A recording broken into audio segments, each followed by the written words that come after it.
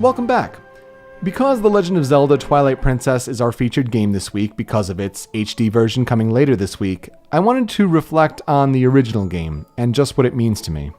See, because The Legend of Zelda Twilight Princess was the first 3D Zelda game I ever purchased. I mean, the first Zelda game I played was Oracle of Ages. I mean, how strange is that? Great game, but an odd first Zelda. And then I played Ocarina of Time on the PC, fiddling around as you do and using that L to levitate through those means. But I got a console even after Wind Waker was released. And so Twilight Princess coming up on the Wii. All right, the Wii is going to be my first purchase as an adult for a game console.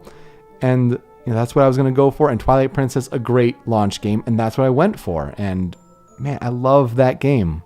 Of course, it's interesting to see the similarities between it and Ocarina of Time. And you have the Temple of Time, you have Arbiter's Grounds, and how it's so easily the Forest Temple just kind of reskinned, but the concept is really the same. But I think almost that was maybe a way of them apologizing for Wind Waker, because you have the revisionist history of, it's a great game, Wind Waker's great, but then you also had the people who knocked it. And of course, Wind Waker, one of my favorite games of all time, which I just have intense feelings for that game as well. But Twilight Princess, also great, and I don't think people really give it enough credit. Yeah, it has a slow start, but it's meant to do that to just teach you the small things about the game, like the fishing, which is kind of strange on the Wii Remote, but it's to give you that slow plodding life before the action picks up.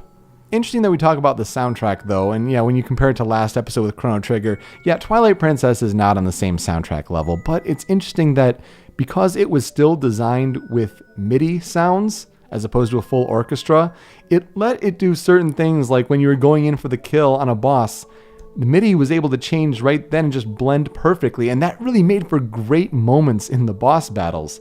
And it's also why a year later, Super Mario Galaxy was such a big deal as Nintendo's first fully orchestrated soundtrack. The game certainly has its frustrations. I mean, the Guardian statue puzzle I will never do by myself without looking it up. I mean, 5 pieces of heart to a full heart container, what gives with that? You have really odd item choices like the Dominion Rod, I don't know why that was a thing. And some of the side quests like carrying Hot Spring across the field while enemies are trying to dive bomb you, that's a terrible one. And then the Wii Waggle, no. Like, I'm really happy to play the GameCube version more often than not when I go back to Twilight Princess, and that's really why I'm looking forward to the HD version and see how that goes. But there are some great moments to Twilight Princess. I mean, some of those boss battles and how they made you feel, the boss designs, Stalord, awesome. Agorok for an 8th temple boss, great, really good. Some of the items though, claw shots, I will argue for years, always better than hook shots or claw shots. And the ability to combine your bombs and arrows into bomb arrows, fantastic. The darkness of the story is also something I really appreciated, and playing as a wolf didn't feel like a gimmick. To go between wolf and a human to solve different puzzles just felt great and was a really nice change of pace. But the best part of Twilight Princess to me is the character of Midna, and there's a reason why Zelda fans have wanted a companion character like Midna to come back, and why they were so disappointed with Fi in Skyward Sword. Midna had just this charming, great personality, a well fleshed out character, and it made such an impact on me that Midna Wolf Link, that was my most wanted character for Super Smash Bros. Brawl. I mean, that's a big deal, and I love that we get the amiibo of it. I mean, that's why I'm getting that version of the game in particular.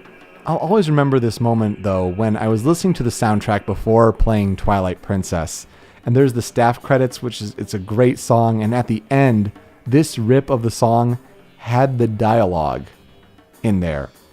And yeah, the characters don't speak, but the emotion in the voices, and you hear the sound effects of what's going on, and the music, that kind of almost gave away what the ending of Twilight Princess to me was. And it's a heartbreaking one, especially when you become so attached to the character, that I'll never forget that. And that kind of cements Midna as why is such an important character, not only in the Zelda franchises, but to me personally. So personally, I understand why some people don't like Twilight Princess, but I hope you can at least give this HD version a try. because it's up there with one of my favorite Zelda games of all time.